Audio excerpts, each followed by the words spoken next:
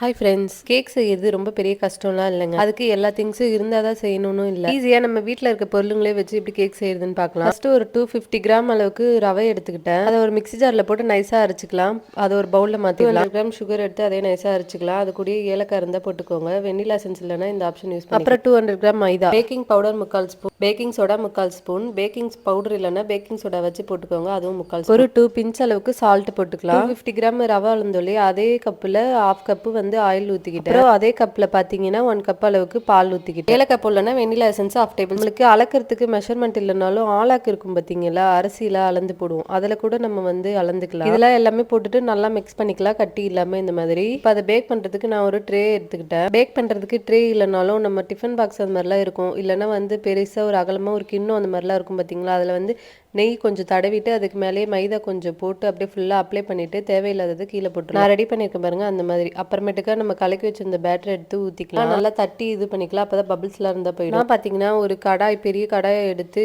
அதுல 10 மினிட்ஸ் நல்லா ஹீட் பண்ணி வச்சுட்டு லோ ஃப்ளேம்ல வச்சு அதுக்குள்ளேயே வச்சு நான் பேக் பண்ணிக்கிறேன். கடாய் இல்லைனாலும் குக்கர் அந்த மாதிரி இருக்கும், அதை கூட நம்ம வந்து வச்சுக்கலாம். வெந்ததுக்கு அப்புறமா மேல வந்து நம்மளுக்கு நட்ஸ் வேணுனாலும் போட்டுக்கலாம். அதுக்கு மேல சாக்கோ சிப்ஸ், நம்மளுக்கு சாக்லேட் எது வேணுனாலும் போட்டுக்கலாம். மறுபடியும் மூடி போட்டு ஒரு 1/4 ஹவர் கழிச்சு நான் எடுத்துட்டேன். உங்களுக்கு வேகலனால இன்னும் கொஞ்சம் மூடி போட்டு வேக வச்சுக்கோங்க.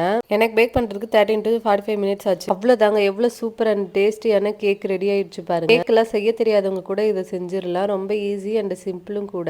பசங்க கேக் எதனா கேட்டாங்கன்னா நம்ம வீட்லயே ஹோம்மேடா செஞ்சு கொடுக்கலாம். இந்த மாதிரி ட்ரை பண்ணி பாருங்க. டேஸ்ட் உண்மையிலே சூப்பரா இருந்துச்சு. நீங்களும் ட்ரை பண்ணி பாருங்க, கண்டிப்பா நல்லா இருக்கும். வீட்டுல இருக்க திங்ஸை வச்சு கேக் ரெடி பண்ணியாச்சு. எவ்வளவு சாஃப்டா சூப்பரா இருக்குன்னு பாருங்க. கண்டிப்பா ட்ரை பண்ணி பாருங்க. Bye bye. அப்படியே ஒரு லைக் போட்டுருங்க.